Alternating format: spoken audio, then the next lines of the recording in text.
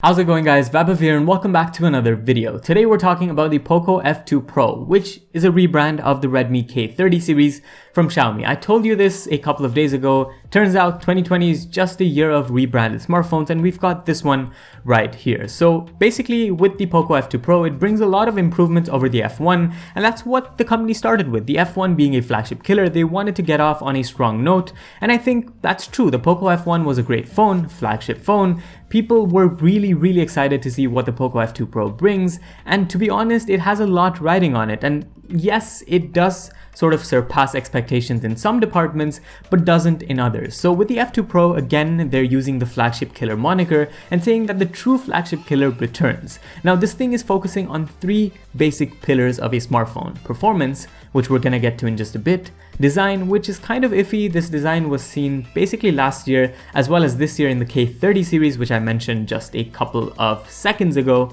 and the camera, which we'll discuss later on. So performance, this thing has the Qualcomm Snapdragon 865 octa-core processor. Nothing really surpasses this except if you're using Apple's A13 Bionic. So in terms of an Android smartphone with power, you've got it all. It comes with 5G technology as well, so you're covered in that department too.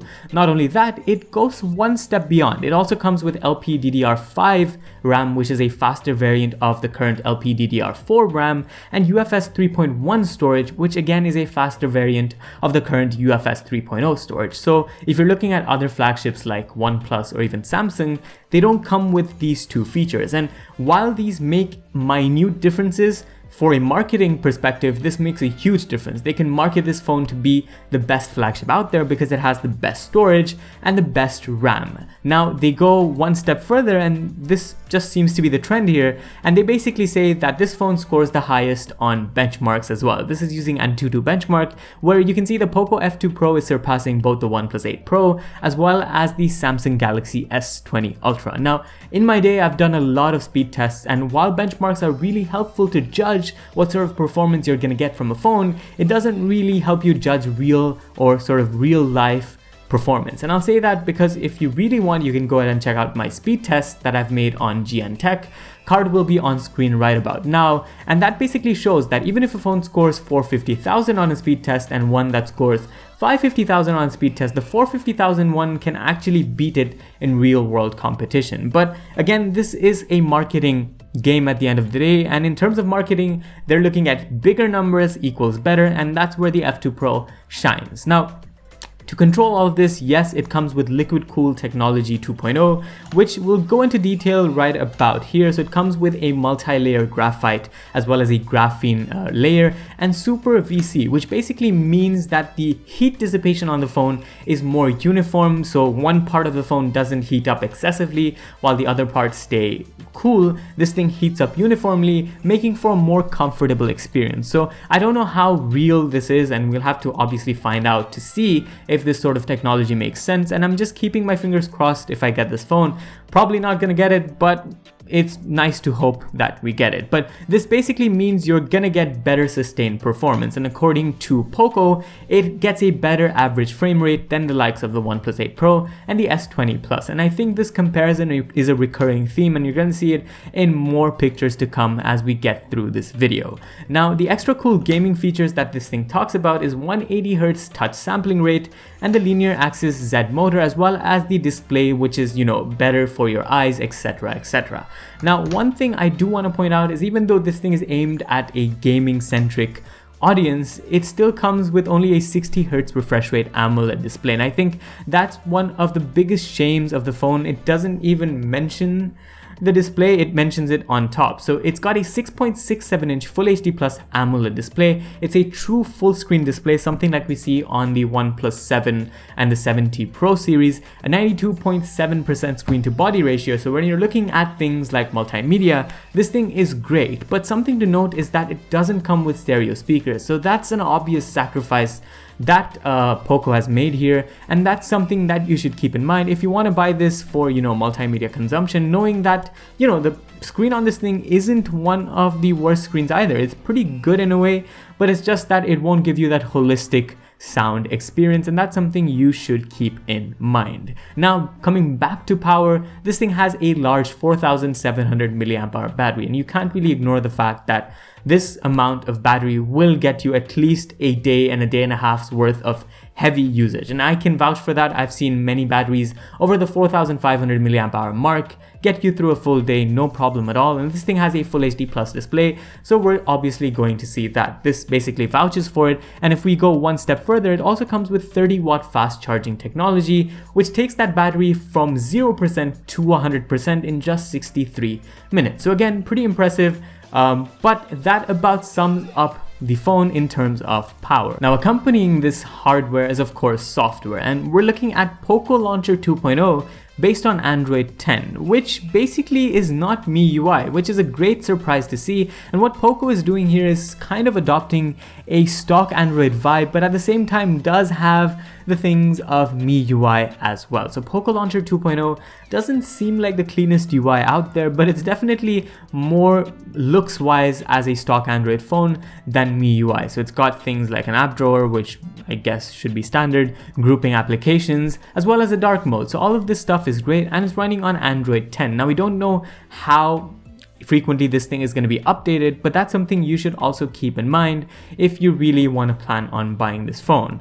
Of course, in terms of actual build quality, so not the hardware inside but the hardware outside, this thing comes with Gorilla Glass 5 protection on the front and back from Corning. It also comes with an IR blaster, which I guess is unique and useful. The OnePlus 7T Pro didn't have it, so that's a kind of a change over that. It's got the pop-up style camera, which we'll get to in a minute. You can see it right there. It's also got NFC, which I think is becoming increasingly a necessity considering the fact that we're going through COVID and contactless payments are going to be the next big thing. It's nice to see this phone has NFC, and it's also got a headphone jack. Now, it's got high-res audio, but it doesn't have stereo speakers. That's something you should really keep in mind. Even though this phone is being compared to the likes of flagships, that's one sacrifice they've made, and I wish they didn't make that sacrifice. These are the different colors that you get with the phone, and to be honest, that about sums it up. Now it's time for that camera. So the camera on this thing is a quad camera setup made of a 64 megapixel IMX686 Sony sensor.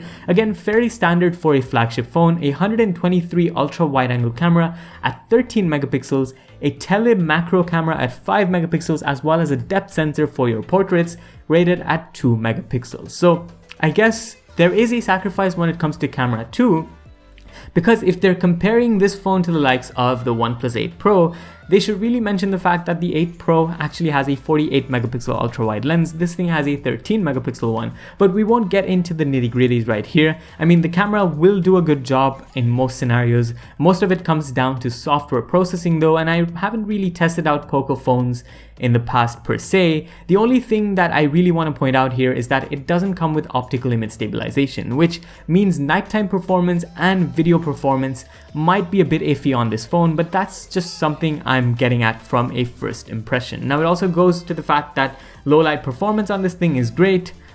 I mean, marketing material can always tell you that, but I don't know how it's going to perform in day-to-day scenarios, and that's something we can only try out once we get the phone in hand. And the 123-degree view, I guess, helps out when you're taking pictures of landscapes, or if you just want cool pictures like this one on screen. But yeah, that's pretty much the camera on this thing. It also talks about the telemacro, which is the industry's first flagship telemacro lens. It supports 2 times more macro, autofocus support, as well as a 5 megapixel resolution. Now, again, it's not the world's first because I'm guessing the K30 series had this camera there.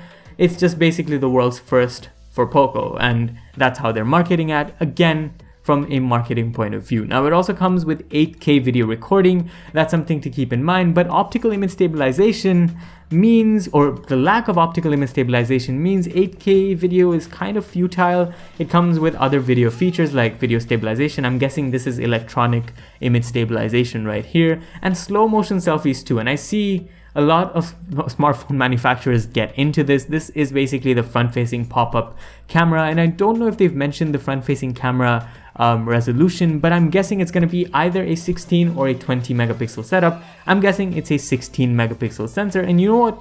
Let's actually get to the specifications of the front-facing camera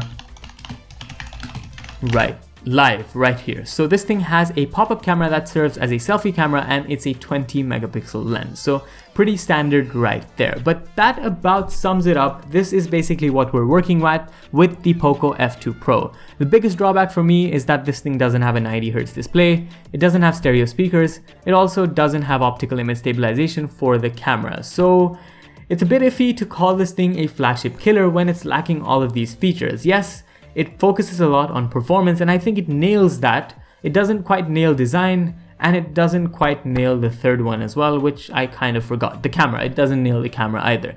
5G connectivity, etc. is all great, but to call this a flagship killer is going a bit too far. Now, in terms of price, it comes with a flagship killer price of 499 euros for the 6GB and 128GB storage variant. And like we do on all of these videos, let's do a live conversion of that, which translates to around the 40,695 Indian rupee mark. So even when you're transferring from euros to rupees just directly, we're still looking at it slightly lower than the OnePlus 8, as well as the 8 Pro and the S20 Plus, obviously. But I guess in terms of value for money, you're getting a lot for a phone at this price. Now, again, let's actually convert this to United Arab dirhams right about here. We've got 1,989 dirhams. I don't know if this phone is coming to the UAE market or not. And if we go one step further, once again, just like how Poco likes to do it, it translates to around the $541 mark as well. So that is the Poco F2 Pro in a nutshell. I think them marketing this as a flagship killer is a bit too far, and I think in terms of availability, you're going to be looking at all of these dealers. You can get it from everywhere. This is an international phone this time, and I think that's why they're sort of marketing it so extensively.